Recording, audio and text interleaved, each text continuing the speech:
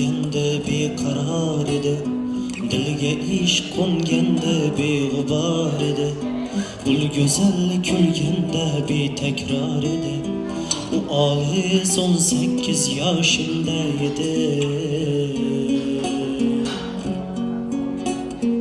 U olis 18 yoshimda edi. Jida zor poyoni hech ko'rinmasdi. Tonggacha kezardik, oy erinmasdi.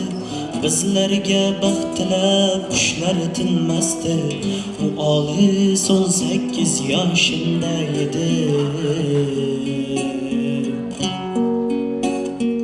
U olis 18 yoshimda edi. Ko'ylagi oq edi, beg'ubor edi.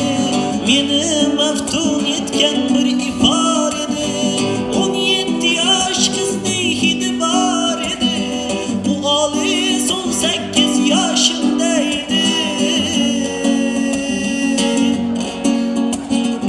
U olis 18 yoshimda edi. Jida zo'r poyoni hech ko'rinmasdi.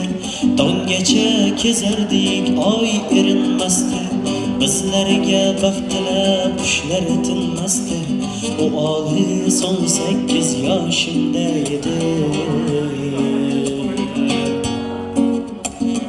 U olis 18 yoshimda edi. Yodimda visolning eng sirli dami, labimda qolgandi lablarning ta'mi. U edi bu sening birinchi ta'mi. U olis 18 yoshimda edi. U olis 18 yoshimda edi.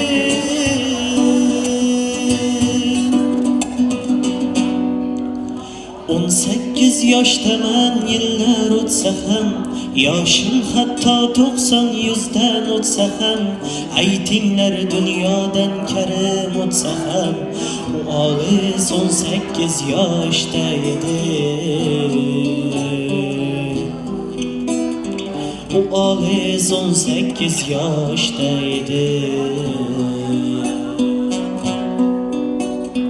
Aytinglar dunyodan karim o'tsa ham, u olis 18 yoshda edi.